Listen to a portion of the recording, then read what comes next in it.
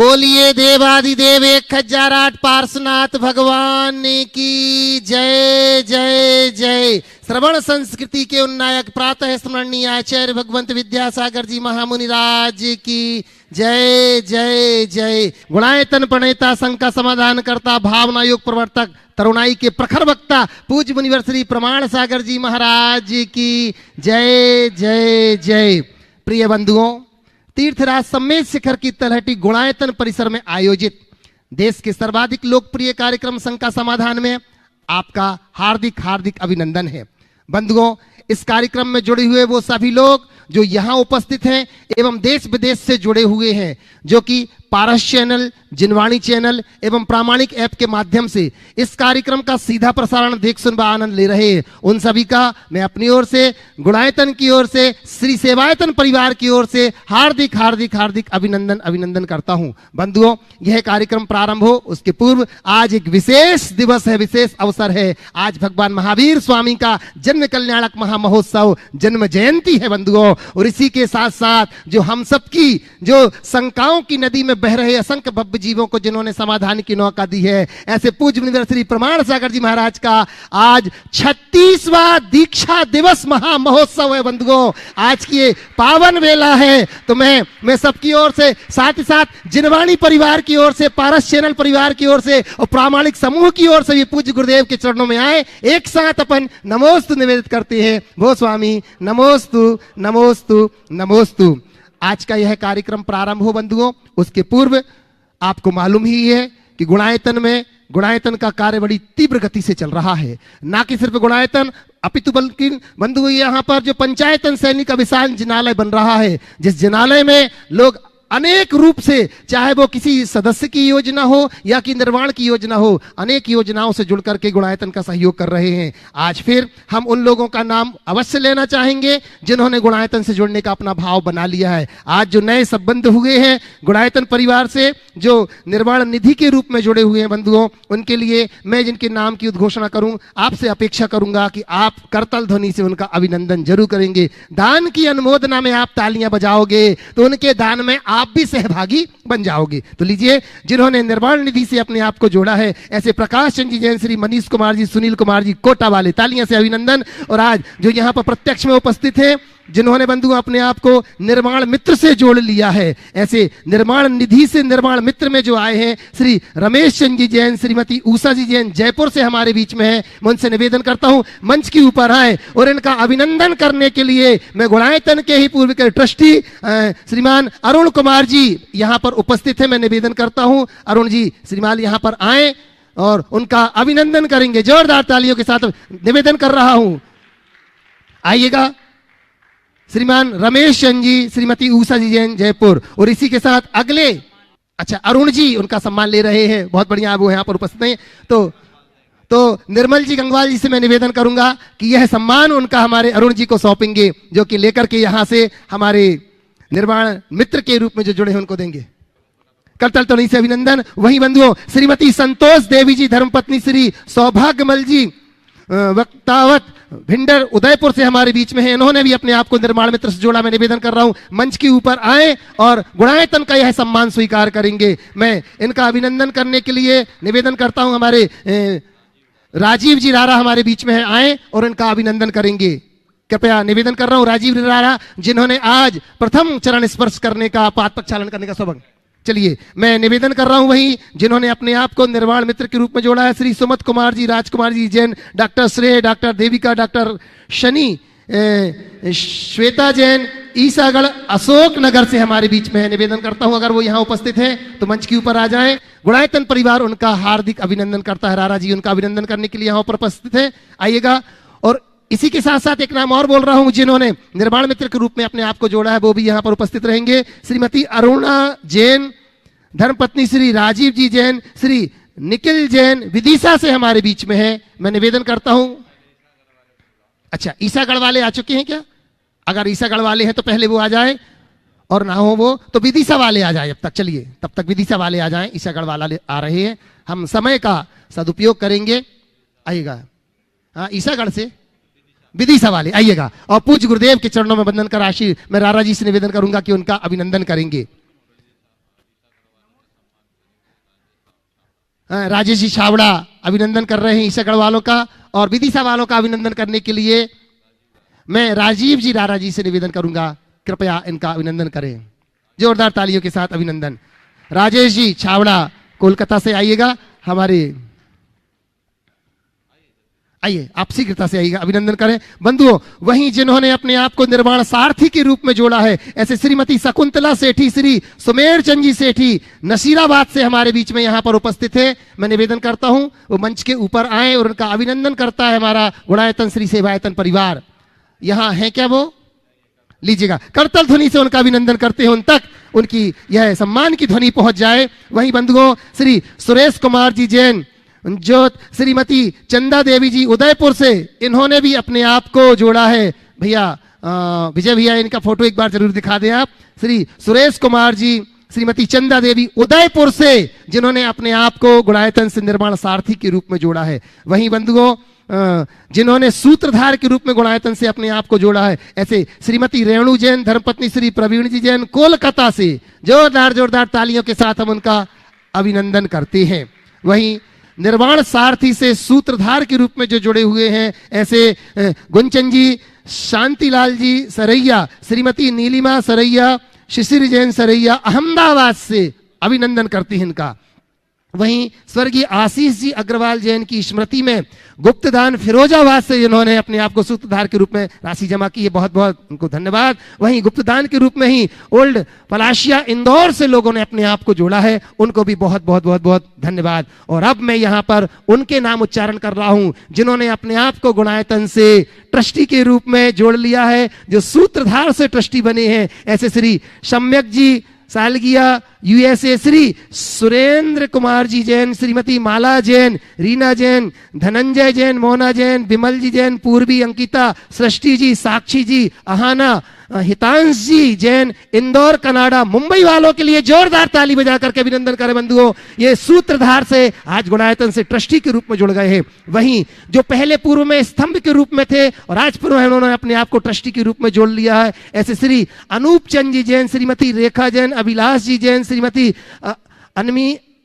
अनमिता जैन, श्री अदिशा जैन, अरहंत जैन, अभिनव जैन, श्रीमती प्रियंका जैन, आगम जैन, अरहम जैन, अंकुर जैन, श्रीमती आस्था जैन, अंश जैन, आराध्य जैन, आकर्षी जैन, प्रयागराज से इन्होंने अपने आप को जोड़ लिया है। जोरदार जोरदार तालियों के साथ हम इनका बंधुओं अभिनंदन करते हैं। और मैं आपसे पुनः गुजारिश करूंगा बंधुओं कि गुणायतन का कार्य तीव्र गति से चल रहा है, आप किसी ना किसी रूप से गुणायतन से जुड़ करके, जिससे कि जो यहाँ अनमोल धरोहर बन रही है उसके साक्षी और आप उसके सहयोगी बन सके। तो लीजिए, आज मैं प्रथम प्रश्नकर्ता के रूप में यहाँ पर आवाज दे रहा हूं। सबसे पहले हमारे बीच में श्रीमान अंकुर जी जैन चिरमिरी अमरकंटक से हैं, भी आए प्रथम प्रश्नकर्ता के रूप में यहाँ पर। और अगले प्रश्न के रूप में तैयार रहेंगे श्री सुनीता जी जैन सागर से। गुरुदेव नमोस्तु नमोस्तु नमोस्तु। मेरी शंका यह है, अमरकंटक तीर्थ क्षेत्र का नाम सर्वोदय तीर्थ क्यों पड़ा एवं सहस्त्रकूट जिनालय का क्या आकर्षण? आज का पता, आज का विषय क्या है? आज से संबद्ध विषय बाद में उत्तर मिलेगा। चलो दूसरे को। सुनीता जी जैन सागर से अपना प्रश्न रख रही हैं और इसके बाद तैयार रहेंगे श्री अनिमेश जी गोमिया से। महाराज जी, आप कहते हैं कि आप बचपन से धार्मिक नहीं थे, किंतु आचार्य श्री की एक झलक ने आपके हृदय को परिवर्तित कर दिया और आपने अपना लक्ष्य दिगंबरत्व को धारण करने का बना लिया। इस लक्ष्य को प्राप्त करने में आपको किन कठिनाइयों का सामना करना पड़ा? बहुत अच्छा सवाल। ये बात बिल्कुल सही है कि परम पूज्य गुरुदेव के दर्शन से ही मेरा चित्त मुड़ा। मेरे अंदर वैसी धार्मिक भावना कतई नहीं थी, लेकिन गुरुदेव के चुंबकीय व्यक्तित्व ने मुझे भीतर तक हिला दिया, झकझोर दिया, या यूं कहूँ मुझे जगाकर रूपांतरित कर दिया। जहाँ तक ब्रह्मचारी अवस्था से लेकर मुनि दीक्षा को अंगीकार करने तक का सवाल है, आपने पूछा कौन सी कठिनाइयों का सामना करना पड़ा। मैं आज आपको एक रहस्य बताता हूं। मैं क्षुल्लक अवस्था में था, पता नहीं एक कोई दुर्बलता मेरे मन में घुस गई, जो मुझे बहुत परेशान करती थी और मुझे ऐसा लगता था कि मैं मुनि नहीं बन पाऊंगा।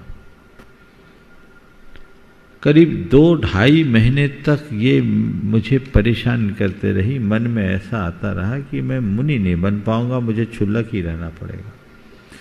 मन में बैठ गई। एक दिन वो बात मैंने गुरुदेव से जाकर के कही, गुरुदेव 2-2.5 माह हो गए हैं, बार बार एक ही बात लगती है कि मैं मुनि नहीं बन पाऊंगा, मैं मुनि नहीं बन पाऊंगा, और मुनि नहीं बनूंगा तो फिर मेरा क्या होगा। उन्होंने मेरे सिर पर हाथ रखा और कल से बिल्कुल तख्त के बाजू में सोना। सोता तो उनके ही पास था, थोड़ा दूर सोता था। बोला आज से, कल से नहीं, आज से तख्त के बाजू में सोना। पपूरा जी की बात है। और मैंने बस क्या है, उनके ही बाजू में चटाई बिछा के सोने लगा। उस दिन से वो दुर्बलता कहाँ गई पता नहीं, और गुरु की कृपा ऐसी बरसी क्या आ गया। तो और मुझे कोई कठिनाई का एहसास नहीं हुआ। जो बिहार आदि में पाँव में फपोले आने, ये सब तो चलते रहते हैं, इनमें तो उत्साह और बढ़ता है। लेकिन ये कोई एक ऐसी दुर्बलता जिसको हम बहाम भ्रम कह सकते हैं, दिमाग में घुसा था, गुरु कृपा से एक पल में दूर हो गया। नमोस्तु महाराज। अनिमेश जी गोमिया से, और तैयार रहेंगे चौधरी श्री सुनील जी जैन पटेरा। नमोस्तु महाराज श्री। महाराज श्री, मेरा प्रश्न यह है कि आपने जब आचार्य श्री से पहली बार अलग विहार किया था तो आपके भावधारा क्या थे? जब आपने आचार्य श्री से पहली बार अलग विहार किया था तब आपके भावधारा क्या थे? भावधारा क्या थे? देखो, गुरुदेव से जब बिहार किया, पहली बार बिहार किया, तो क्या है, बिहार के पूरे एक उमंग जगी थी मन में कि मुझे अब प्रभावना करनी है। उतनी परिपक्वता नहीं थे उस समय। 1989 की बात है। हम थे समता सागर जी महाराज, हम लोगों ने आपस में विमर्श किया और कहा गुरुदेव से, गुरु जी से निवेदन करो, अगर हम लोगों को आशीर्वाद मिल जाए तो उनकी आज्ञा से हम लोग बाहर जाके प्रभावना कर सकते हैं। एक आध बार करके आए, एक आध चौमासा करके आए। वो निवेदन हम लोगों ने किया। 2-3 दफे तो उनने, 2 बार तो उनने मना कर दिया, तीसरी बार में उन्होंने हाँ कह दिया। तो हाँ कह दिया तो एक प्रकार से खुशी हुई कि अब हम लोगों को बाहर जाने का मौका मिल रहा है। और गुरुजी ने जब आशीर्वाद दिया बिहार का, तो बस एक ही भाव प्रकट करके आया था, गुरुदेव ऐसा आशीर्वाद दो कि आपकी आशा और अपेक्षाओं में खरा उतरूं। अब पहला चातुर्मास पिंडरई में हुआ था और तब से उनका आशीर्वाद बरस रहा। समझ? नमोस्तु गुरुदेव। चौधरी सुनील जी पटेरा, और इसी के साथ तैयार रहेंगे दिव्यानी जैन इंदौर से। हे गुरुवर, आचार्य श्री की तपोस्थली कुंडल पटेरा से मैं व मेरे परिवार का त्रिवार नमोस्तु नमोस्तु नमोस्तु। हे गुरुवर, आप अपने इस दिव्य और अलौकिक ज्ञान का श्रेय किसे देते हैं? आपको बचपन में प्राप्त शिक्षा व संस्कारों को, या आपके तप त्याग संयम की आराधना को, या यह संपूर्ण रचना आचार्य भगवान के मंगल आशीर्वाद से संरक्षित है? उसे कृपया प्रकाश डालें। नमोस्तु भगवान। देखो, मैं तो तीसरे विकल्प को ही बल दूंगा। समझ गए? मैं जो कुछ हूँ उनके ही कृपा से हूँ। आगे बढ़ो। दिव्यानी जैन इंदौर से, और इसी के साथ निवेदन करूंगा अविसी जैन भंडारी इंदौर से, राजस्थान जयपुर से। नमोस्तु महाराज श्री। महाराज श्री, जब आपने घर छोड़ने का डिसीजन लिया तो इस पर आपके परिवार का इजीली एक्सेप्ट कर लिया था उन्होंने, या उनका कुछ और रिएक्शन था? कौन इजीली एक्सेप्ट करता है? पर मेरे साथ एक बहुत अच्छा संयोग बना। जब मैं गुरु शरण में आया तो झारखंड से बहुत दूर था, मैं छत्तीसगढ़ में था, दुर्ग में रहता था, और राजनाथ गांव में गुरु चरणों में आने का योग मिला। अपने आप को पक्का तो हमने बना लिया था। जिस दिन संघ में आए थे, गुरुदेव ने कहा था, सोच लो कहीं ऐसा ना हो कि मैं तुम्हें संघ में रख लूं और तुम्हारे घर वाले तुम्हें उठा के ले जाए। मैंने कहा बहुत कुछ सोचने समझने के बाद आप तक आया हूँ, और मुझे पूरा विश्वास है उनकी हर चेष्टा औपचारिकता मात्र सिद्ध होगी। ये शब्द उस समय के थे मेरे। संघ में प्रवेश मिल गया, ये लोग इधर से पहुंचे, आचार्य महाराज से जाके निवेदन किया, आपने कैसे रख लिया बिना पूछे ताछे? तो उनने कहा मैंने कहा रखा, जाता है तो ले जाओ।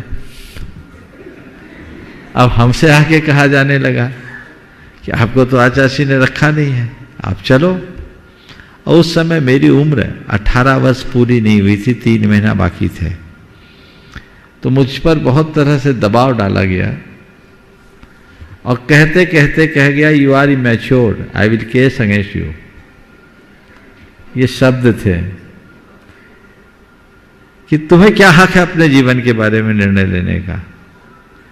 तो मैंने कहा ठीक है, आप चाहे जैसा कर सकते हैं, लेकिन मैं समझता हूं कि एक बाप अपने बेटे पर केस करता है तो मेरा निर्णय ठीक है। ये मेरे शब्द थे।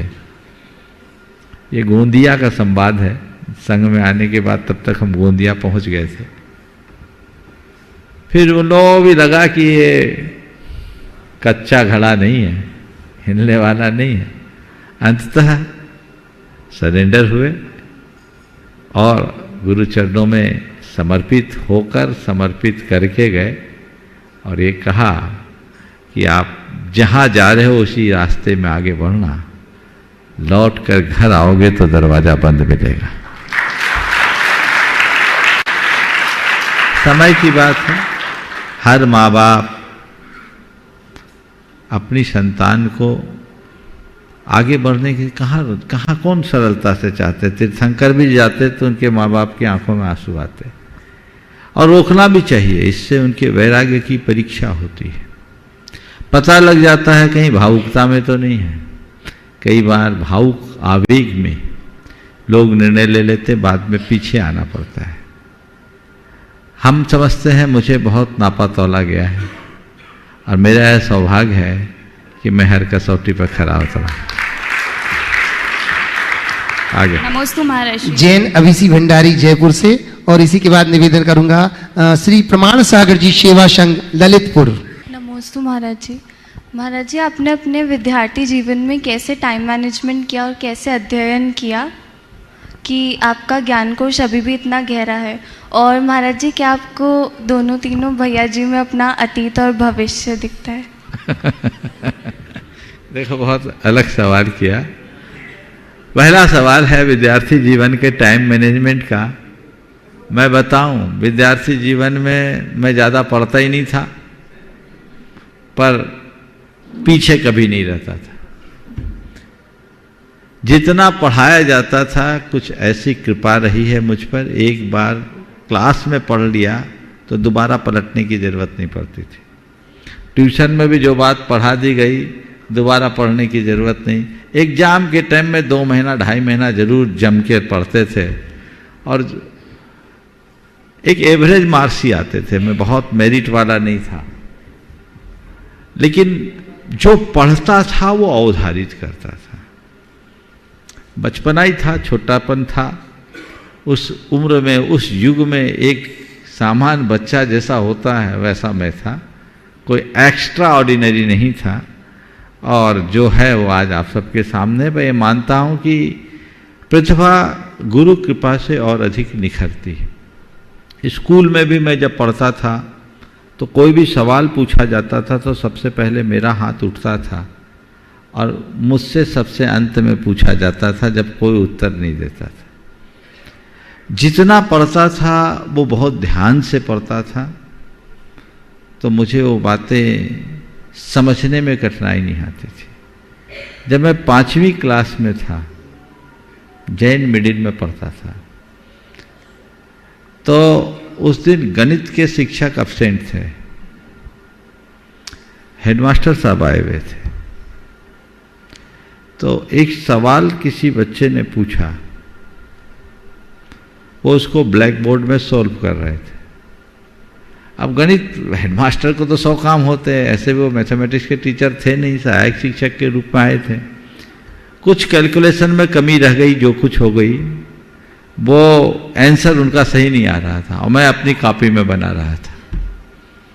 मेरा आंसर सही आ गया। मैंने कहा सर ये मेरा आंसर आया। उनने देखा और देख करके मेरी पीठ ठोकी, बहुत शाबाशी दी। उनका नाम था बलदेव प्रसाद, बलदेव बाबू थे। मेरी बड़ी शाबाशी दी और मुझसे कहा कि तुम ब्लैक बोर्ड में बना के बताओ। तो ये प्रोत्साहन जब मिलता है तो कोई भी व्यक्ति आगे बढ़ता है।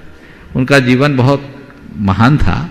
उसकी जगह दूसरे होते कि तुम हमको सिखाने आया, चार और सुना देते हैं, लेकिन ये चीज़ें होती है।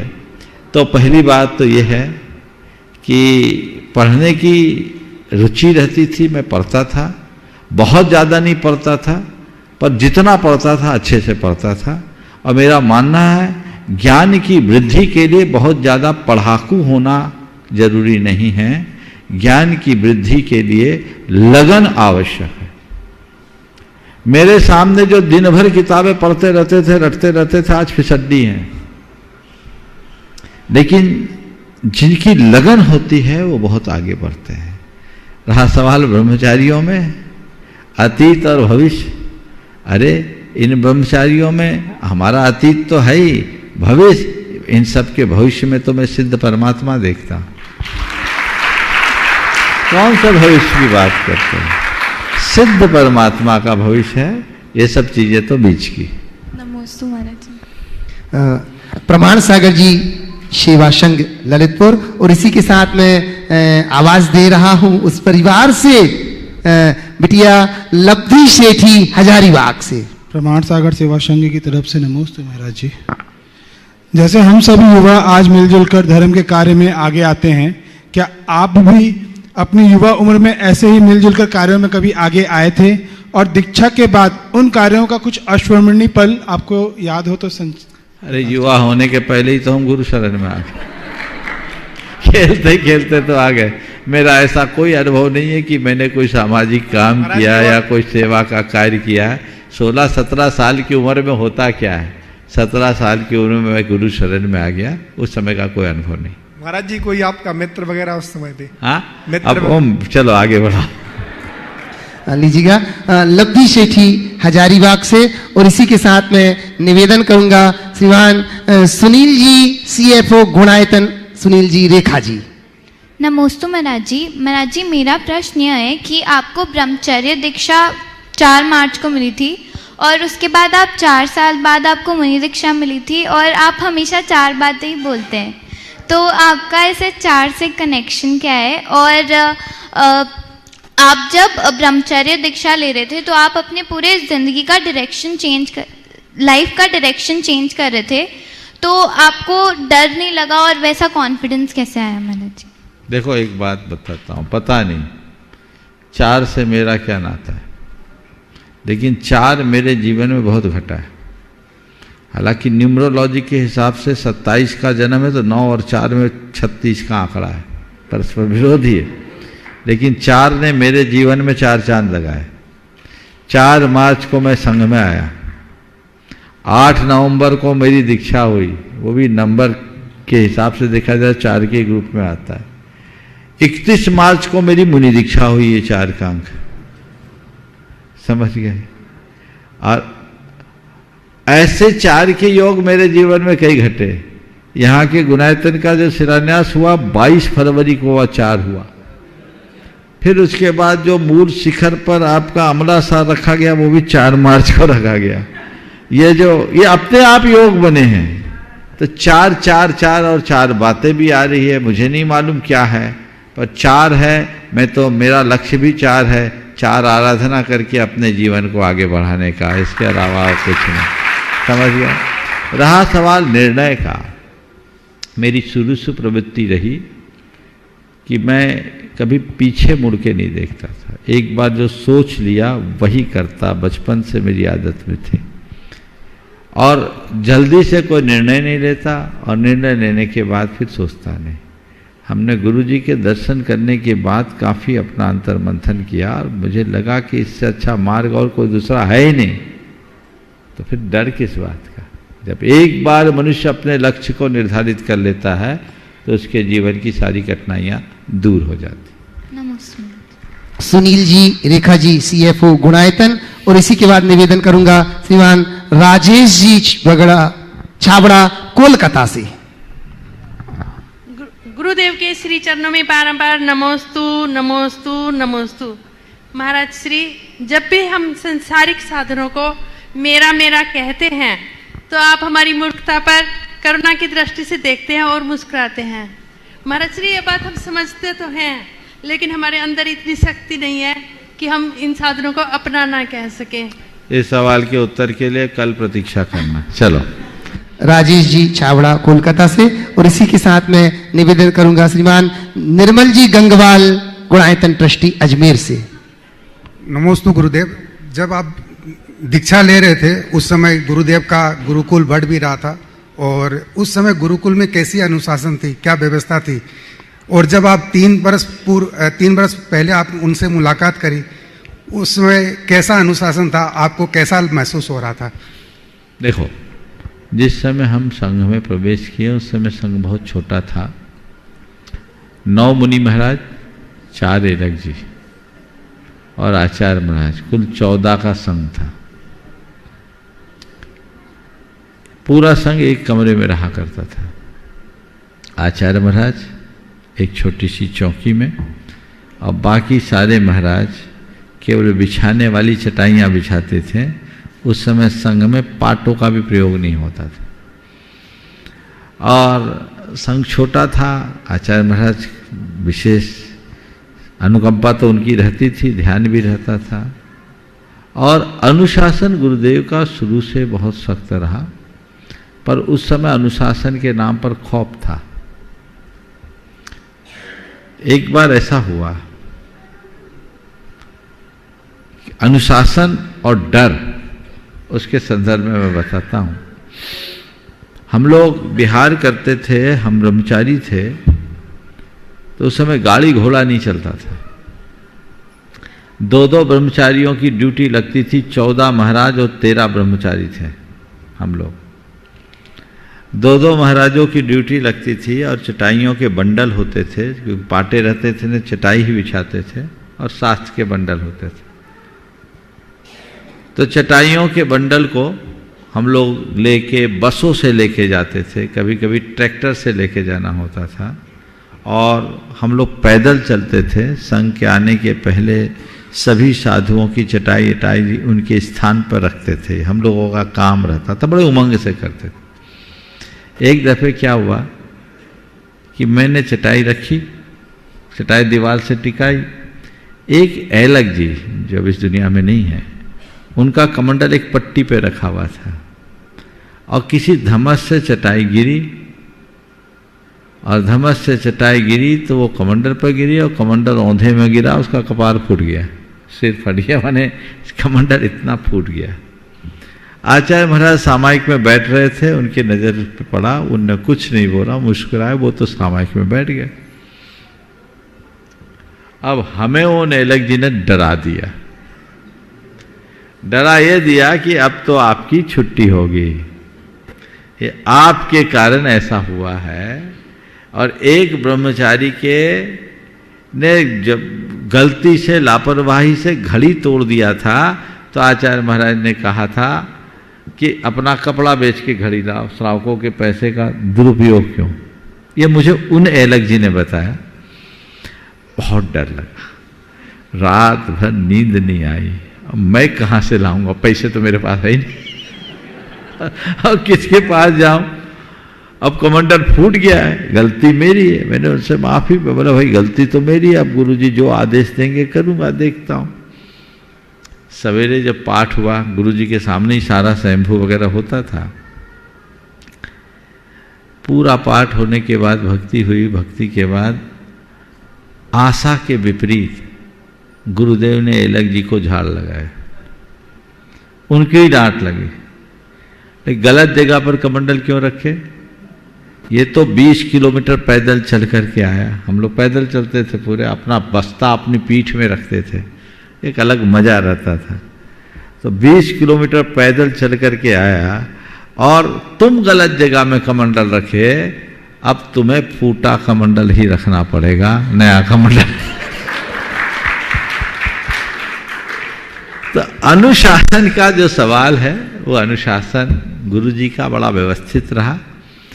वो स्नेह भी रखते और शक्ति भी रखते।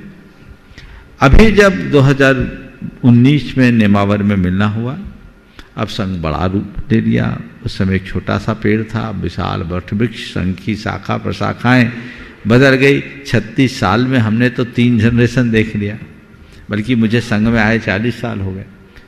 तो एक बहुत बड़ा संघ हुआ, लेकिन अनुशासन आज भी गुरु जी का वही है। वो किसी मामले में थोड़ी भी ढील नहीं करते। उनकी ज्ञान में अगर कोई बात आती है, और उनका एक सबसे बड़ा तरीका है, बहुत अच्छा तरीका, वो दूसरों की शिकायत सुनते नहीं। कहते अपनी बात करो, अपनी आलोचना करो, प्रायश्चित लो, आगे बढ़ो। संघ है, संघ की व्यवस्थाएं हैं। स्वाभाविक है, जैसे जैसे संघ का विस्तार होता है थोड़ी थोड़ी चीजें बदलती है, सो बदली। ठीक है। निर्मल जी गंगवाल, साथ ही सुभाष जी, रेखा जी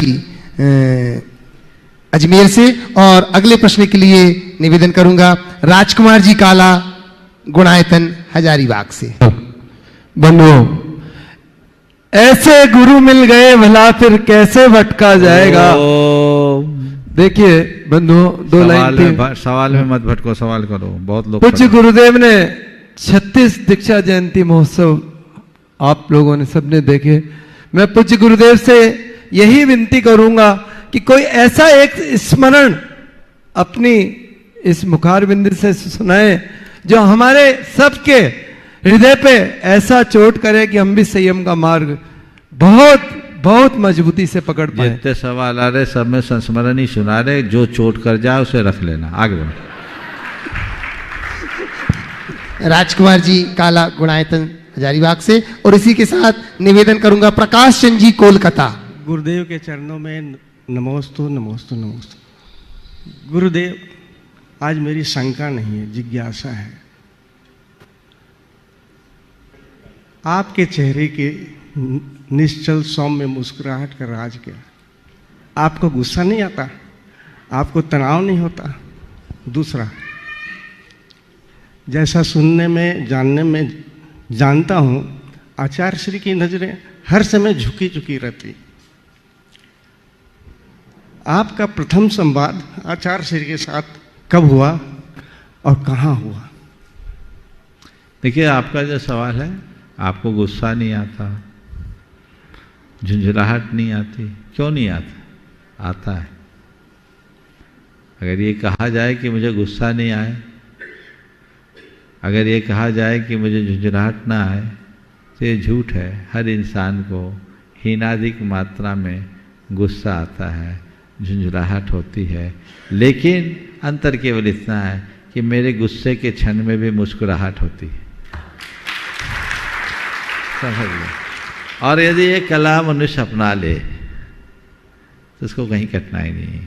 खीज, क्षोभ, गुस्सा ये मनुष्य की दुर्बलता है, एक प्रकार का नकारात्मक वेग है, लेकिन उसे अगर नियंत्रित करने की क्षमता हमने विकसित कर ली तो जीवन का आनंद ही कुछ और होगा। आपका दूसरा सवाल है, गुरुदेव से पहला संवाद कहाँ हुआ? संघ में जुड़ने से पहले। हाँ, वही बता रहा हूँ, पहला संवाद तो उसी को बोलता हूँ। गुरुदेव जब यहाँ ईसरी से बिहार करके छत्तीसगढ़ गए, मैं उन दिनों दुर्ग में था। मुझे मालूम पड़ा आचार्य विद्यासागर महाराज इधर आ रहे हैं।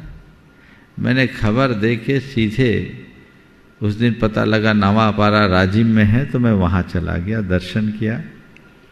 भीड़ भाड़ में दर्शन किया, बस कोई बातचीत नहीं हुई। उसके बाद रायपुर गया, वहाँ भी बातचीत नहीं हुई। भिलाई में आए तो भिलाई में गुरुदेव बैठे थे, तो प्रश्नोत्तर चल रहे थे, बहुत सारे लोग बैठे थे। और जैसे कि जनरली सवाल होता है, एक सज्जन थे, बड़े स्वाध्यायशील सज्जन थे, उन्होंने प्रश्न किया कि अरहंत भगवान के 4 कर्म क्षय हुए हैं और सिद्ध परमेष्टि के 8, तो अरहंत का नाम नमोकार में पहले क्यों? जैसा जनरली पूछा जाता है सब उत्तर दिया जाए। मैं बैठा था और मेरे मन में बड़ी कुतूहल, और कुतूहल नहीं था, मेरे मन में एक भाव था कि मेरा रंग यहाँ खिंचना चाहिए।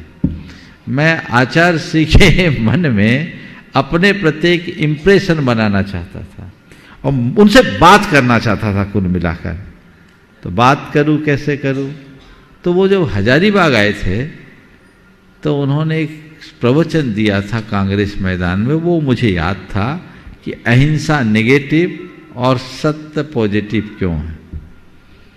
तो मुझे वो याद आया, ज्ञान तो ज़्यादा था नहीं और गुरुओं से पूछे क्या।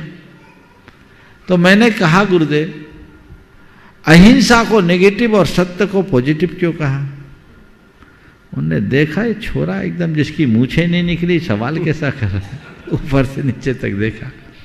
उत्तर उन्होंने दिया, बहुत अच्छा उत्तर दिया, मुझे याद नहीं है क्योंकि उत्तर के लिए तो मैंने पूछा ही नहीं था। लेकिन जहाँ तक ध्यान है उन्होंने कहा था कि अहिंसा फूल है और सत्य उसकी सुरभि है, इस आशय की बात उन्होंने कहा। तो उसका प्रभाव बहुत अच्छा पड़ा।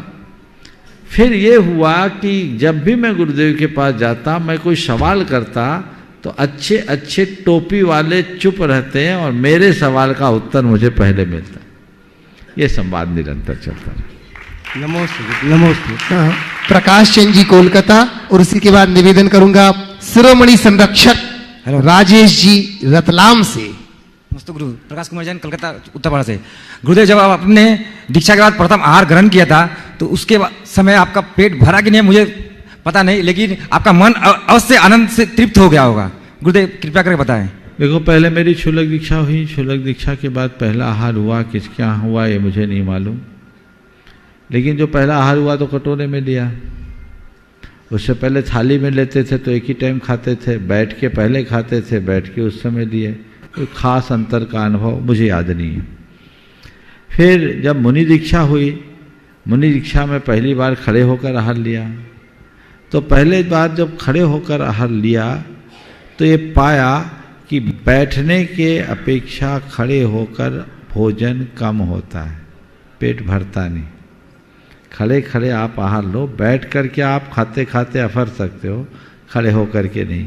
लेकिन हम पेट भरने के लिए गए ही नहीं थे, ईंधन डालने के लिए गए थे, जितनी जरूरत थी डालना। राजेश जी शिरोमणि संरक्षक रतलाम से, और उसी के बाद निवेदन करूंगा कीर्ति जी मृणाल जी जैन दिल्ली से। नमस्ते गुरुदेव, मेरा प्रश्न ये है कि दृष्टि में बदलाव उम्र के हिसाब से आता है कि उसके लिए कोई प्रयास भी किया जा सकता है? देखिए सवाल आज आपने बहुत अच्छा किया है, लेकिन आज प्रसंग दूसरा है, कल के लिए प्रतीक्षा कीजिए। आज वही लोग सवाल करें जिन्हें टोकना ना पड़े। हाँ ठीक है। कीर्ति मृणाल जी दिल्ली से, और विषय से संदर्भित सवाल हो तो ही आप सवाल करना। और इसी के साथ निवेदन करूंगा अनुभव जी सराफ। नमोस्तु भगवान, बिना अभिव्यक्ति के भक्ति कैसे हो सकती है? और फिर आप पटरी से उतरे। और गुरुदेव आप अपने गुरु की भक्ति किस रूप में करते हैं? पुनः पुनः बोलता हूँ, सवाल तो आप रोज पूछते हो और आज ये सवाल आप जब ऐसा आ रहा है तो चूंकि निर्धारित किया ना आप ही लोगों ने किया, मैंने तो किया नहीं, इसलिए एक ही लाइन में चलिएगा तो अच्छा लगेगा। हमने अपने गुरु की भक्ति कैसे की? गुरु की आज्ञा को शिरोधार्य करना ही सदैव भक्ति का रूप रहा है मेरी नज़र में। हम उनकी सेवा जितनी कर सके करें, लेकिन उनकी आज्ञा की अवहेलना न करें, यही सबसे बड़ी भक्ति और विनय। नमस्ते। हाँ लीजिएगा अनुभव जी और तीनों का नाम अमित जी के साथ आ रहे हैं, और इसी के बाद मैं निवेदन करूंगा हमारे रवि अमित तीन में एक पूछेंगे। हाँ गुरुवर बारंबार नमोस्तु वंदन पूरे परिवार सुनील जी अजमेरा और आपके संयुक्त मंत्री 36वें जयंती महोत्सव पर गुरुवर बारंबार प्रणाम। ये एक क्वेश्चन इस बार अमित का बहुत मान्य पूछने का, वो पूछ रहा है आप। नमोस्तु गुरुदेव। गुरुदेव मैंने बस यही पूछा कि आपकी उम्र 18 वर्ष थी, इतनी छोटी उम्र में आपने गुरुवर में ऐसा क्या देखा और गुरुवर ने आप में ऐसा क्या देखा कि आप उनके शिष्य बन गए? देखो मुझे नहीं मालूम कि गुरुवर ने मुझ में क्या देखा, पर मैंने तो गुरुवर में भगवान देखा। समझ लो। सुनील जी अजमेरा जो कि संयुक्त मंत्री हैं ही हमारे बंधु, और आज एक विशेष कार्य हुआ है गुणायतन में। पूज्य गुरुदेव का आज 36वां दीक्षा दिवस महोत्सव है।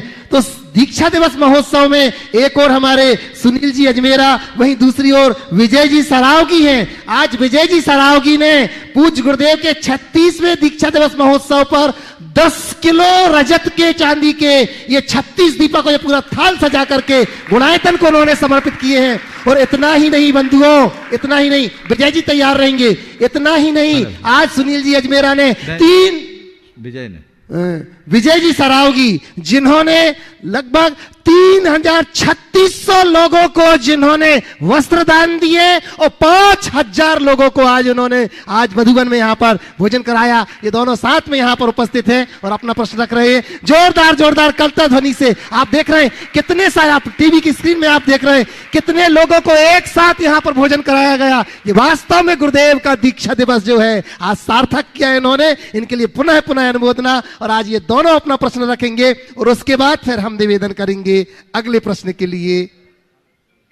और जो भोजन व्यवस्था जो यहाँ पर 3000 लोगों को कराई गई, जिसके लिए हमारे संयुक्त मंत्री सुनील जी अजमेरा जो प्राणपण से उसमें समर्पित होकर के जिन्होंने यह कार्य किया है, को बहुत बहुत धन्यवाद। अपना प्रश्न रख रहे हैं और इसके बाद फिर तैयार रहेंगी लता जी गंगवाल, गुणायतन मंत्री, गुरु भक्त परिवार।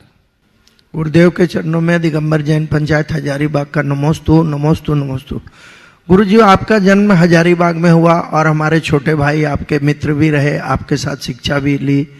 और जब तक आप हजारीबाग में रहे तब तक मेरे को कभी भी सपने में भी नहीं लगता था कि आप साधु महात्मा के पीछे चलेंगे या आगे बढ़ेंगे। जब आप दुर्ग के बाद हम लोगों को पता लगा कि महाराज जी आचार्य महाराज के पास रुक गए, तब भी हम लोग मन में हंसते थे कि वो वापस हजारीबाग आ जाएगा, ऐसा कुछ भी नहीं होगा। लेकिन गुरु जी, ऐसा कौन सा पुण्य था आपका और कैसे आपने ये डिसीजन लिया कि हम इतनी ऊंचाई तक पहुंचेंगे और इसी गुरु के माध्यम से पहुंचेंगे? तो कौन सा थर्मामीटर आपके पास उस टाइम भी था कि आप उससे नाप लिए कि ऊंचाई कहाँ तक जाएगी? मुझे कुछ नहीं पता, न ऐसा जोड़ लगाया न घटाव किया, न कोई गुना भाग लगाया। मैं इतना जानता हूँ, उत्तम भूमि में डाला गया उन्नत बीज बट वृक्ष का रूप लेता है। समझ गए? तो मुझे उत्तम भूमि मिली, बीज भीतर जो था वो प्रकट हुआ, आज बट का वृक्ष बना। हाँ, विजय सरावगी। विजय जी सरावगी और इसी के बाद तैयार रहेंगे लता जी गंगवाल, गुणायतन मंत्री। नमोस्तु गुरुदेव, मेरा मेरे परिवार की ओर से, समस्त कलकत्ता समाज की ओर से बारंबार नमोस्तु। गुरुदेव, सबके जीवन में उतार चढ़ाव आते हैं, आपके जीवन में भी आए होंगे। गुरुदेव, आज मैं एक ऐसा संस्मरण जानना चाहता हूँ कि आपके जीवन का ऐसा कोई डिफिकल्ट समय जिसको आपने फेस किया और जिससे हमको भी आज प्रेरणा मिल सके। देखो, सवाल बहुत अच्छा है और मुझे इसे बताने में कोई कठिनाई नहीं होगी। हर मनुष्य के जीवन में अनेक प्रकार का उतार चढ़ाव आता है और मैं समझता हूँ उतार चढ़ाव ही मनुष्य को मजबूत बनाता है। जैसा भी एक प्रश्न के उत्तर में मैंने कहा कि हमने गुरुदेव से आज्ञा लेके विहार किया था। हमारे साथ समता सागर जी महाराज के साथ हम थे। एक लंबे समय तक हम लोग चले, लगभग 16 वर्षों का साथ रहा। लेकिन बहुत लंबा साथ होने के बाद परिवर्तन की इच्छा हुई। गुरुदेव से बहुत निवेदन किया, उन्होंने परिवर्तन नहीं किया। परिवर्तन नहीं किया, गुरुचरणों में गया, मन परिवर्तन मांग रहा था। तो 2004 में रामटेक में गया, गुरुचरणों में मैंने निवेदन किया। तो गुरुदेव का रुख स्पष्ट था, क्योंकि हमने ही उनसे आज्ञा लेकर व्यवस्था की है। तो गुरुदेव एक बार जो व्यवस्था बनाते उसको बदलते नहीं। और इधर मुझे कठिनाई दिख रही थी, तो मैंने कहा गुरुदेव, आपको मैं बाध्य कर नहीं सकता, आपने मुझ पर जितनी कृपा की हो मेरे लिए कम नहीं है, लेकिन मेरे पास अब कोई रास्ता नहीं। तो उन्होंने मुझे उस घड़ी अकेले रहने का आशीर्वाद दिया, पूरे संघ में अकेला। और मैं संघ से अकेला निकल करके आया था। वो दिन एक बार लग सकता है कि एक भरे पूरे संघ से अलग आए, लेकिन मेरे अंदर की सकारात्मकता, मेरा मनोबल, मेरी इच्छा शक्ति कभी कमजोर नहीं है। मैं जब निकल करके आया उस रात मैं 1 बजे तक सामयिक में रहा और 1 बजे तक गुरुदेव ने निकलते समय एक बात कही थी कि रत्नत्रय ही निश्चय संग है, बाकी सब व्यवहार है। मैंने उन शब्दों को पकड़ा और मैंने अपने जीवन के लिए कुछ निर्णय लिए। मेरे जीवन के वे निर्णय ही मेरे जीवन की काया पलट करे जो आज मुझे यहां तक पहुंचा है। अगर मेरी सोच सकारात्मक नहीं होती तो हो सकता है मैं डिप्रेशन का भी शिकार हो जाता, लेकिन अपनी सकारात्मकता के बल पर, अपने मनोबल के बल पर, अपनी इच्छा शक्ति के बल पर मैंने संभाला और गुरुदेव की कृपा भी मुझ पर बरसी जो आज मैं यहाँ। लता जी गंगवाल और इसी के बाद निवेदन करूंगा शैलेश जी जैन मधुबन से। पूज्य गुरुदेव के चरणों में सशत बंधन। गुरुदेव, आचार्य श्री ने आज का दिन ही क्यों चुना आपको दीक्षा देने के लिए? जिस समय आपने आचार्य श्री के प्रथम बार दर्शन किए उस समय आचार्य श्री क्या बातें हुई, कृपा आप हमें बताने का कृपा करें जिससे हमारी श्रद्धा गुरुओं के पास आगे बढ़ती जाए। आचार्य श्री ने आज का ही दिन क्यों चुना ये तो उनसे ही पूछना पड़ेगा, पर महावीर जयंती के दिन अगर महावीर का प्रतिनिधि बने इससे बड़ा सौभाग्य और क्या है। गुरुदेव से जिस दिन मैंने संघ में समर्पित होने का भाव रखा तो उन्होंने 3 सवाल किए। क्या नाम है? पहले तो ऊपर से नीचे तक देखा, भेदती आंखों से देखा, वह स्कैन कर लेते हैं एकदम ऊपर से नीचे। क्या नाम है, कहाँ रहते हो, क्या पढ़ते हो? मैंने बता दिया। संघ में रहना चाहते हो? जी।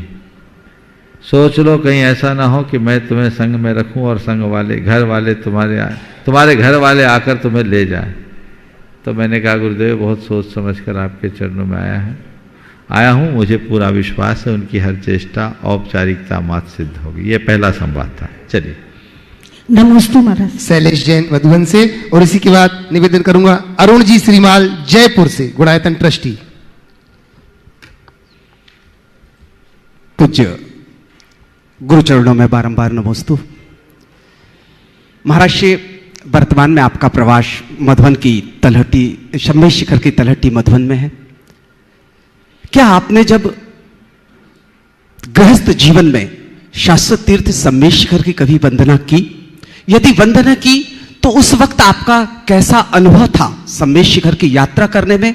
और वर्तमान में जब आप दीक्षा के बाद शम्य शिखर की वंदना करते हैं तो उस वक्त आपका अनुभव कैसा होता है? इन दोनों के बीच क्या फर्क है ये जानना चाहता हूं। देखो, बात बिल्कुल सही है। चूंकि इस भौतिक शरीर का जन्म पास में ही हुआ है तो शम्य शिखर आना तो कोई बड़ी बात नहीं। मैं आया हूं। वंदना का मुझे स्मरण है, जब मैं 10th में था तब एक बार वंदना के लिए आया था। उन दिनों रात 11, साढ़े 11 बजे चढ़ जाते थे, अंधेरे में ही वंदना करते थे। दोस्तों के साथ आया था, अकल बिल्कुल नहीं थी, घूम घाम के चले आए थे और नीचे उतरते समय हम लोग थोड़ा जल्दी उतर गए थे। भाता घर वाले भाता घर तक नहीं पहुंच पाए थे। रास्ते में उनको पकड़कर केले के पत्ते में हम लोगों ने बूंदिया भुजिया खाया था। और बहुत जल्दी, छोटे में तो फुदक फुदक कर वंदना होती है, तो उस वंदना को मैं वंदना नहीं कहूँगा। इसलिए मुनि बनने के बाद मेरी प्रबल इच्छा थी कि एक बार मुझे शम्य शिखर की वंदना करनी है। और आप लोगों को पता है, जब मैं यहाँ आया था 21 जनवरी 2005 को पहली बार शम्य शिखर आया और 22 जनवरी 2005 को हमारी शम्य शिखर की पहली वंदना हुई। बहुत लोग उस समय साथ थे। तो वंदना करते समय मन में एक ही भाव था कि प्रभु सिद्ध क्षेत्र में तो आ गया, सिद्ध लोक में आने का सौभाग्य मुझे प्राप्त है। अरुण जी श्रीमाल जयपुर से गुणायतन ट्रस्टी, और इसी के बाद प्रमोद जी सिंगापुर से। त्रियोग से गुरुवर के चरणों में कोटि शत नमन। गुरुजी, आज मेरी कोई शंका नहीं है। आज ब्रह्मचारिणी इंदिरा दीदी जयपुर ने आपके दीक्षा दिवस पर कुछ श्रद्धा के सुमन अर्पित उसके लिए अवसर नहीं है। चलो आगे बढ़ो। नमोस्तु महाराष्ट्री, नमोस्तु महाराष्ट्री, नमोस्तु महाराष्ट्री। महाराष्ट्री, आजकल बड़ी कंपनियों में जब विपदा आती है तो उनके बड़े बड़े विश्वविद्यालयों से पढ़े मैनेजर्स भी सॉल्व नहीं कर पाते, पर जैन समाज में आई विपदाएं अब पल भर में सॉल्व कर सकते हैं। तो ये मैनेजमेंट स्किल आप में कैसे विकसित हुई, और आप हम युवाओं को कुछ आदेश दें कि हम भी ये मैनेजमेंट स्किल्स अपने आप में कैसे विकसित करें? अरे हमारे तीर्थंकरों ने ही मैनेजमेंट का फंडा दिया है। ये मैनेजमेंट के लिए जो आज जो सिखाते हैं वो मैनेजमेंट के फंडा थोड़ी सिखाते हैं। मैनेजमेंट का मतलब क्या? प्रबंध। और प्रबंध का आधार क्या है? व्यक्ति के अंदर की सकारात्मकता और आंतरिक अनुशासन। ये जहाँ होती है चीज़ें अपने आप मैनेज हो जाती। नमोस्तु महाराष्ट्री। प्रमोद जी सिंगापुर से और संजय जी पिंडरई से।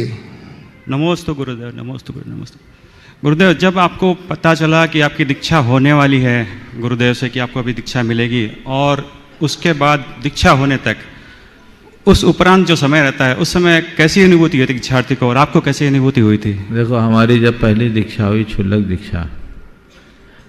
दीक्षा जब हुई तो कल दीक्षा देनी है और आज बोला है सुबह हम लोगों की आचार्य भक्ति हुई तो गुरुदेव ने कहा मैंने कल तुम लोगों को दीक्षा देने का मन बनाया है और क्षुल्लक दीक्षा देना चाहते हैं। बोले जो आ गया, हम लोगों ने कभी मांगा नहीं। और दूसरे दिन दीक्षा, बोले बस आज आहार के बाद कल प्रत्याख्यान कर लेना, उपवास ले लेना। और हम लोग दीक्षा की बिनौरी ट्रैक्टर पर निकली थी समझ गए, ट्रैक्टर पर, वो भी जबरदस्ती बिठा दिया, हम लोगों को उसकी भी इच्छा नहीं थी। तो ये एक दिन पहले हुई, बड़ी मन में उमंग जगी कि गुरु कृपा हुई है, आगे बढ़े। बाकी मुनि दीक्षा के लिए भी बहुत पहले से डिक्लेयर नहीं था कि कब दीक्षा होनी है। गुरुदेव ने दीक्षा दी, पता लग गया। दीक्षा देखने के लिए कोई नहीं आ पाए, कोई को खबर ही नहीं मिली। दीक्षा होने के बाद सब तक खबर पहुंची कि दीक्षा हो गई। नमस्ते। और इसी के साथ पिंडरी से साधना दीदी के परिवार से संजय जी पिंडरी गुणायतन ट्रस्टी। और अब निवेदन करूंगा चंद्रकला जी पाटनी गुणायतन मंत्री। गुरु चरणों में कोटिशाह नमन। गुरुदेव, विश्व में जितने भी श्रावक हैं व अन्य लोग हैं, सभी जानते हैं कि आपने एक नियम जो है, लोग जो बोलते हैं कि समुद्र में या पानी में तैरना सीखना है तो उतरना जरूरी है, लेकिन आपने जिस तरीके से ये सभी समस्याओं का समाधान करते हैं, तो इसमें आपके अनुसार लौकिक शिक्षा आत्मकल्याण के लिए कहाँ तक? देखिए, लौकिक शिक्षा का आत्मकल्याण से कोई संबंध नहीं, समझ होना चाहिए। आज जिस शिक्षा को लोग शिक्षा मानते हो तो केवल किताबी ज्ञान है। ज्ञान जो अनुभव से अर्जित होता है वो हम सबका रास्ता प्रशस्त करता है। पढ़ करके ही हम चीज़ें नहीं सीखते, बहुत सारी चीज़ें हम देख सुन करके भी सीख सकते हैं। ऐसा नमस्ते लीजिएगा। और चंद्रकला जी पाटनी गुणायतन मंत्री। और इसी के बाद मैं निवेदन करूंगा ब्रह्मचारिणी सुनीता दीदी जी बासा। मेरी तरफ से, जगत के सब जीवों की तरफ से मुनिराज के चरणों में नमोस्तु। महाराज श्री, जब आपको आचार्य महाराज ने कभी आपको ऐसा बोला कि आपको प्रवचन करना उनके सामने, तो आपको उस वक्त कैसा लगा कि आप प्रवचन कर पाए? सबसे दो अनुभव बताता हूँ। जब मैं ब्रह्मचारी था, जबलपुर की बात है, मड़िया जी की, पर्यूषण चल रहा था, तो शाम के समय प्रवचन के लिए कहा गया। आता जाता कुछ नहीं था। मार्च में तो मैं संघ में आया था और सितंबर में पर्यूषण होता है। अप्रैल, मई, जून, जुलाई, अगस्त, सितंबर 6 महीने थे। तो हमारे साथ एक हमसे जो वरिष्ठ ब्रह्मचारी थे, दोनों को आधा आधा घंटा प्रवचन करने का आशीर्वाद गुरुदेव ने दिया। तो जो हमारे साथी ब्रह्मचारी थे बोले मेरे पास 1 घंटे का विषय है, त्याग धर्म का दिन था। मैंने कहा ऐसा करना, आप 40 मिनट बोल लेना, मैं 20 मिनट बोलूँगा, क्योंकि मेरी तो कोई तैयारी नहीं है, तैयारी करनी पड़ेगी। ठीक है। तो उन्होंने कहा पहले मैं बोलूँगा। बोले अच्छी बात है, आप पहले बोल लेना, मैं बाद में बोलूँगा। अब क्या हुआ, वो बैठे प्रवचन के लिए, उनका भी पहला एक्सपीरियंस था सार्वजनिक। वो 40 मिनट का विषय लेकर बैठे और 3 मिनट में फेल हो गए। 3 मिनट में जय बोल गए, एकदम घबरा गए। 2-3 हजार आदमी, आवाज आचार्य महाराज के कान तक जा रही है। 1984 की बात बता रहा हूं। अब मेरा मानसिक संतुलन थोड़ा गड़बड़ाया, मैं दबाव में आया। 1 घंटे का समय है, विषय तो मेरे पास 20 मिनट का, ये क्या बोलूंगा। अब पब्लिक थोड़ी सी शोर करने लगी, मैं मंगलाचरण कर रहा था। इसी बीच जो वहाँ के संचालक थे, उन दिनों एक निर्मल आजाद करके सज्जन थे, संचालन करते थे, विद्यासागर पत्रिका के संपादक थे वो। उन्होंने बीच में ही माइक उठा लिया, सुनो ध्यान से, बीच में ही माइक उठा लिया और बोला आप हम पर घात करते हैं, यहाँ प्रवचन हो रहा है, आप बात करते हैं। तो अब आप बोलो मंगलाचरण कर रहे हैं और बीच में से माइक ले, तो थोड़ा सा और डिस्टरबेंस तो होता है। लेकिन फिर भी हमें हमारे एक शिक्षक की बात याद आई कि कभी घबराना नहीं, और जब भी बोलना हो तो एक गहरी सांस भर कर बोलना। तो मैंने गहरी सांस भरी, अगर बोलना तो है ही, तो खींच तान के 11 मिनट बोल पाया, अपने विषय का उपसंहार कर दिया। ये पहला अनुभव है। लेकिन उस दिन मैंने तय किया, गुरुदेव से कहा गुरुदेव अब जब भी बोलूँगा पूरी तैयारी के साथ बोलूँगा। फिर ब्रह्मचारी अवस्था में बोलने का योग नहीं हुआ, केवल मुनि दीक्षा, क्षुल्लक दीक्षा के दिन हुआ। और क्षुल्लक दीक्षा में हमारी 9 दीक्षा हुई थी, तो हमारे अलावा जो 8 साथी थे उन सबको एक लिखित विषय दिया गया था, वही बोले। मुझे गुरुदेव ने आज़ादी दी थी कि जो इच्छा है सो बोलना। हमने उस दिन 4 मिनट बोला था, और 4 मिनट उतने व्यस्त कार्यक्रम में बहुत होता है। इसके उपरांत क्षुल्लक दीक्षा के बाद एक दिन गुरुदेव ने, नैनागिर की बात है, कहा कि आज रविवार है, इरियापत के बाद 11:15 बजे। बोले आज आप प्रवचन करना है, आपको आधा घंटा। जी, बोले मेरे साथ करना है, जो आ गया। तो उनके पहले उस रविवारी सभा में विधान हुआ था। उस विधान के समापन पर बनारस से उस दिन 3 बसें आई थी। 1986 की बात कह रहा हूँ, जनवरी की। तो मैंने प्रवचन दिया था, और उस समय मेरी जो भाषा थी झारखंडी थी, स्त्रीलिंग को पुल्लिंग और पुल्लिंग को स्त्रीलिंग करने वाली। तो वो प्रवचन मेरा हुआ। प्रवचन लोगों को बहुत प्रभावी लगा, और उसमें मैंने एक प्रयोग किया था, खुद पर लगाओ डंडा तो खुदा बन जाओ। तो गुरुदेव ने उस प्रवचन में उस डंडे को पकड़ा और केवल डंडे पर ही प्रवचन किया, और 7 डंडे लगा दिए। डंडे को संयम का प्रतीक बनाकर बहुत अच्छा प्रवचन हुआ। लेकिन मैं डरा नहीं, बाद में गुरुदेव का बहुत आशीर्वाद और प्रोत्साहन मिला। और उसके बाद जब तक हम संग में रहे, अगर अचानक रविवार को गुरुदेव ने बुलाया है तो हम समझ जाते थे कि प्रवचन होना है। और हमारे ग्रुप में गुरुदेव की उपस्थिति में हमारा सबसे ज़्यादा प्रवचन हुआ। ब्रह्मचारिणी सुनीता दीदी जी भाषा, और इसी के बाद निवेदन करूंगा वृत्ति दीदी, शकुन जी सागर से। नमोस्तु गुरुवर के चरणों में। महाराज जी, गुरु जी के मुख से हमने सुना आर्यिका संघ में जब हम लोग रहते थे कि जब कभी मन में घबराहट हो या कभी विचलित हो तो उस दिन अपना संयम धारण करने वाले दिन को याद कर लो तो विशुद्धि बढ़ जाती है। महाराज जी, आपके जीवन में ऐसे क्या घटित हुआ कि जो आपके अंदर कभी हम जब से जुड़े हैं तो आपके अंदर कोई नेगेटिव बात अगर हम लोग बोलते हैं तो आप बोलते ये नहीं सोचना है, अपन को क्यों ऐसा सोचना।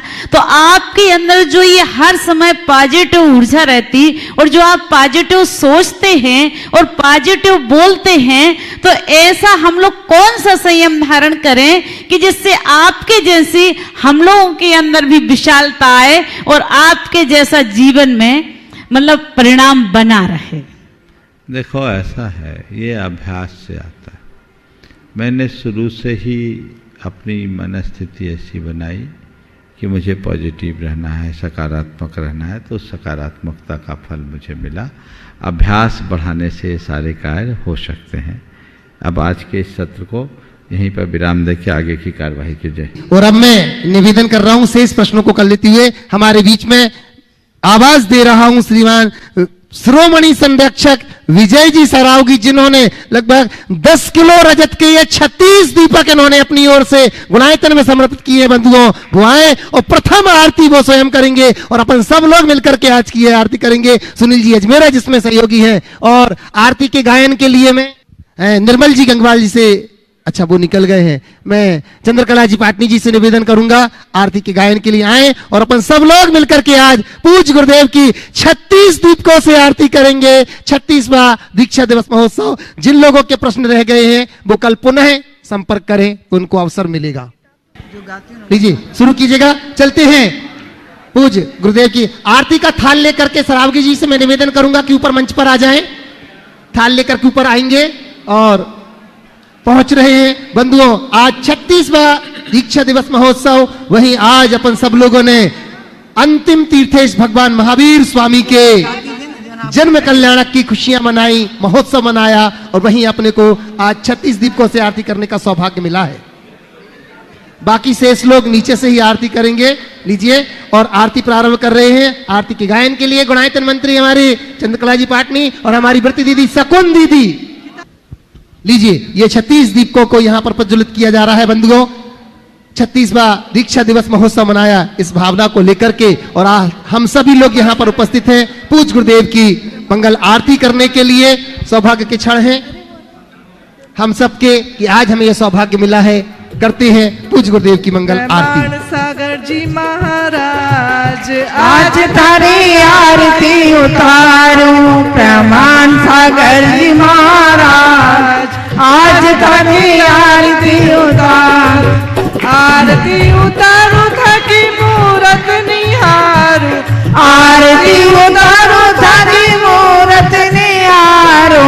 तीर्थ बिहारी मुनिराज आज थारी आरती उतारो, प्रमाण सागर जी महाराज आज थारी आरती उतारो। में पिपासु ये श्रावक आए, आत्म पिपासु ये श्रावक आए।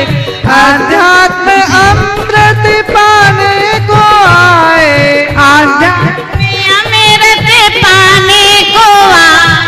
बरसा दो अमृत आज थारी आरती उतारो, बरसा दो अमृत आज थारी आरती उतारो। प्रमाण सागर जी महाराज आज थारी आरती उतारो। कब से ये प्यासी है अखियां हमारी, कब से ये प्यासी है अखियां हमारी। वीतराग मूरत है प्यारी प्यारी, वीतराग मूरत है प्यारी प्यारी।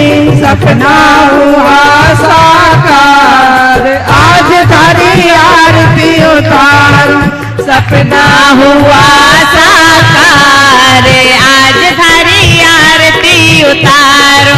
प्रमाण सागर जी महाराज आज थारी आरती उतारो। प्रमाण गुरु की है महिमा। देखो सभी लोग एक साथ उतरना चाहें नीचे। इनके आशीष का इनके आशीष का अतिशय भारी। जाने का पाऊं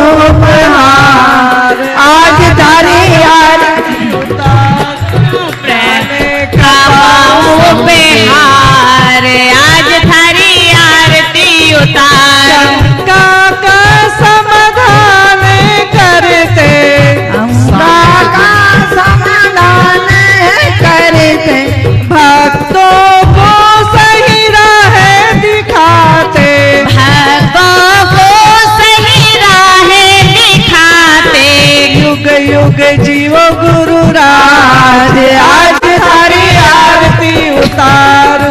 युग युग जीवो गुरु राज, आज थारी आरती उतारो। प्रेमाण सागर जी महाराज, आज थाकी आरती उतारो। प्रेमाण सागर जी महाराज, आज थाकी आरती उतारो। शंका का समाधान है करते, शंका का समाधान है करते। भक्तों को सही राह दिखाते। युग युग जीवो गुरु राज, आज थाकी आरती उतारो। ब्राह्मण सागर जी महाराज, आज थारी आरती उतारो। ब्राह्मण सागर जी महाराज, आज थाकी आरती उतारो। ब्राह्मण सागर जी महाराज, आज थाकी आरती उतारो। बोले ब्राह्मण सागर जी महाराज की जय।